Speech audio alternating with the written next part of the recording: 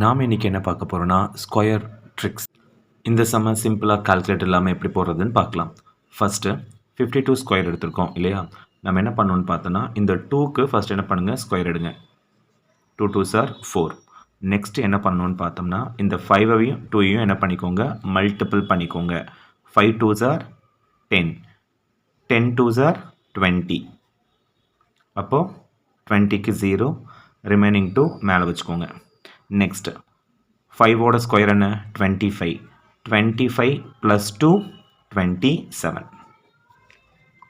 Next இன்னொரு some பார்க்கலாம். 83 square. First 3 3s are 9.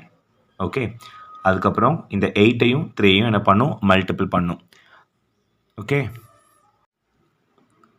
8 3s are 24. 8 3s are 24. 24 into 2 multiple பண்ணுங்கள். அப்போ எவ்வளோ வரும், 48. ஸோ இங்கே 8 போட்டாச்சு, ரிமைனிங் 4 வச்சாச்சு. இப்போ என்ன பண்ணோம், 8க்கான ஸ்கொயர். 8 8s are 64. 64 கூட இந்த 4 ஆட் பண்ணுங்கள், 68. This is the answer. இது உங்கள் ஹோம்ஒர்க் சம். ட்ரை பண்ணி கமெண்ட்டில் சொல்லுங்கள். 42 square. This is your homework. Thank you.